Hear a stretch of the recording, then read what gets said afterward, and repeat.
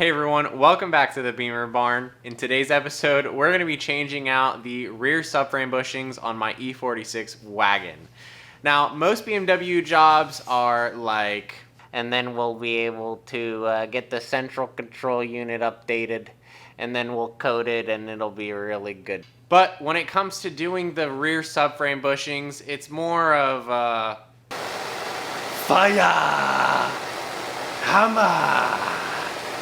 Yes. So that's what we're going to be doing today, and hopefully you guys learn something from this process. Obviously, there is a special BMW tool that you can use to make this job a little bit easier, but even in the special instructions from the factory, to replace these bushings, they recommend that you heat them up to 600 degrees Fahrenheit. So that's exactly what we're going to be doing, but we're going to have to remove them without the tool. We're going to use a sledgehammer instead, and then we're going to be installing some brand new Powerflex subframe bushings. So let's get straight into today's video. Now, in our last video, I showed you guys how to remove your rear E46 subframe and how to check the back chassis of the car to see if there's any cracks or damage there. But now we're going to be focusing on removing these pesky bushings right here. Now, the BMW tool would usually grab like a fork from both sides of the bushing where there are slots for the tool, and it would pull the bushing straight out and down. But if you look here, even the top head of the bushing is thicker than the race that it sits in. So it's really difficult to get out, and for that reason they recommend using heat, because essentially it melts the rubber around the outside, and that kind of acts like a lubricant. It makes it a little bit smaller diameter, and it lets the bushing slip out easily. So that's what we're going to do. I have the subframe up normal ways here, so they're going to go down and out the bottom. And we're going to first heat up the entirety of this corner with our torch, and then we're going to use our sledgehammer. And hopefully the one that I have is big enough.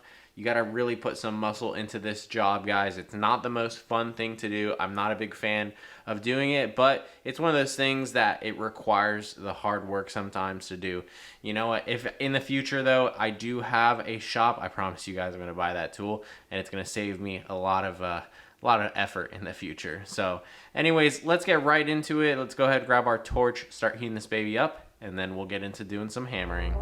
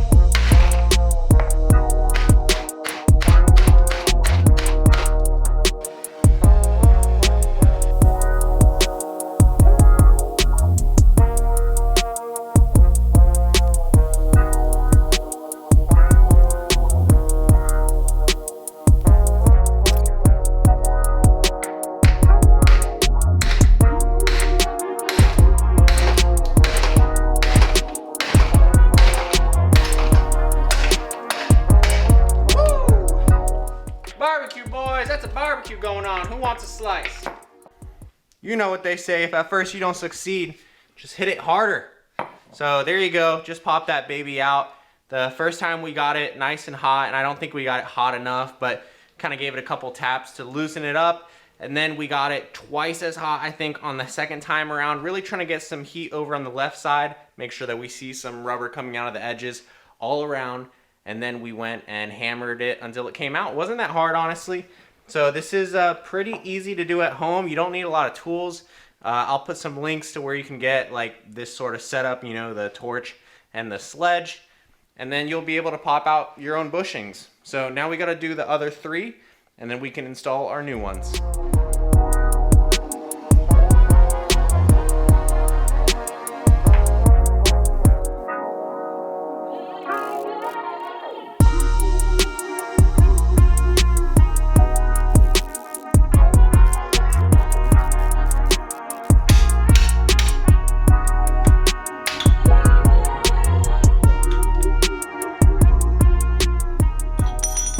There There you go, 2 down, 2 to go. This one was a little more difficult because it fell apart the inside from the outside.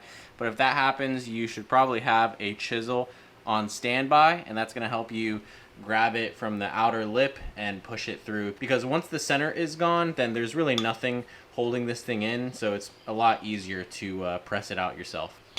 And one other thing, guys, is make sure you have great ventilation. I have a fan set up, obviously, and my garage door is open, because this is going to produce some nasty smelling rubber vapor, and you don't want to be breathing all that in. So let's get to removing the other 2 bushings, and then hopefully in a second we'll be installing all the new ones.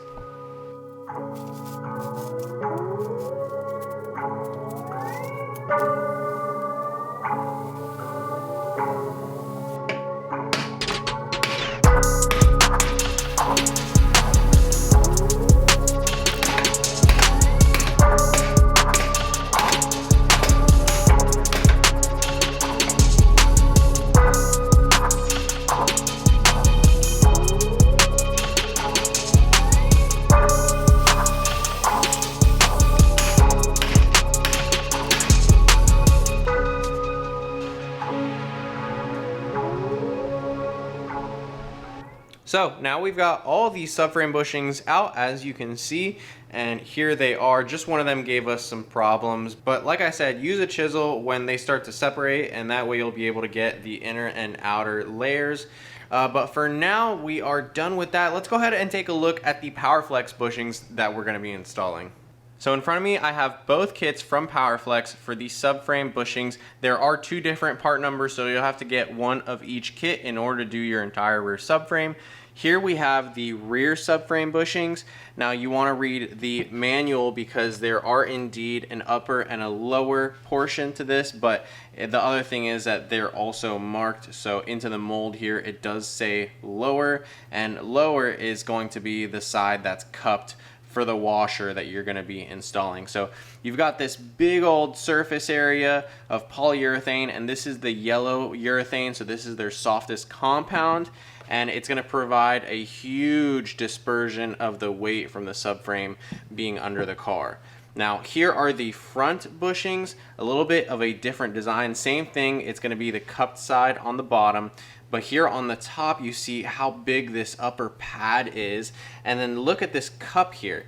And I'm going to tell you why this is probably a ingenious design of this bushing compared to the OE, and that's because in the front of the subframe there are these little studs, and so these studs, sorry, big studs, they sit in the subframe like this, and then the stud actually has this washer that protrudes from the flat surface, and then this is where the subframe bushing sits, and then your nut at the very bottom. So I'll give you an example. Let's just pretend that it would go in this way. When the stud goes into the OE bushing, you'll see that it sits in there recessed, but only parts of the bushing on either side will actually touch the frame. But with just those small little rubbers here, you know, they get worn down, and then that's when all the deflection will start to cause damage.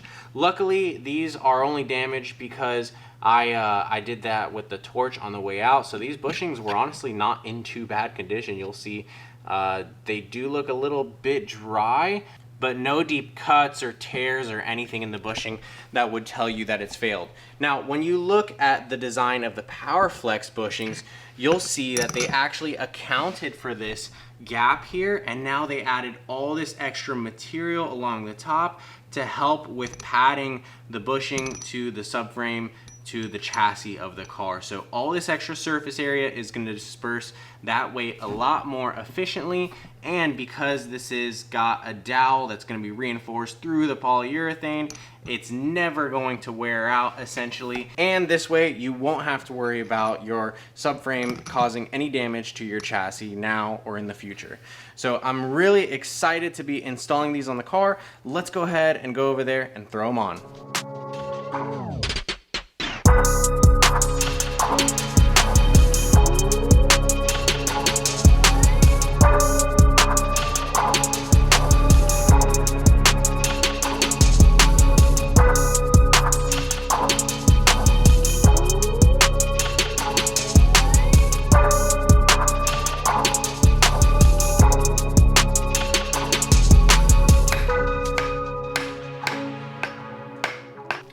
So there you go, that's one front subframe bushing installed. Now they do have a certain orientation to them. You'll see that there's a ridge on the upper piece, and that is supposed to meet the ridge of the subframe here, how it raises up on the inner portion, inner half. So pay attention to that. And then on the bottom side here, there are these little ribs, and it says that they should mesh neatly in the instructions. I don't know what that means exactly, but I'm just pointing them forward in the same orientation because I really don't think that it matters for the bottom side, but it really does for the top. And then go ahead and install your dowel through the middle, and that is the front subframe bushing done. Really easy.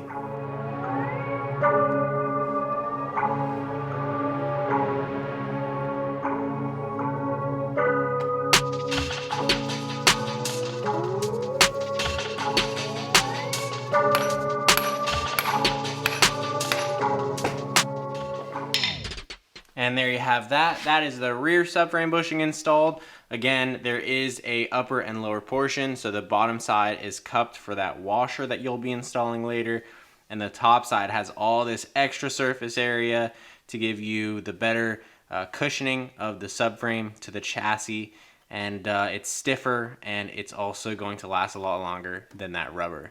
So I just want to show you guys how both of these installed. I'm not going to do the other two, although as you saw, it is really easy. Instead, I'm going to be finishing this video right here because in the next episode, we're going to be taking apart the swing arms and all this assembly so we can get just the subframe, and then we're going to remove all the rust from the subframe, and we're going to spray paint it with a sealer from Rust-Oleum that's going to give it a nice finish and make sure that it doesn't rust anymore in the future.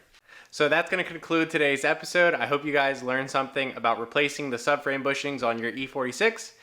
Go ahead and leave a like or a comment down below if you have any more tips regarding the process, and subscribe to the channel if you're new and you haven't yet. As always, I hope everyone has an awesome day, and we will see you in the next episode.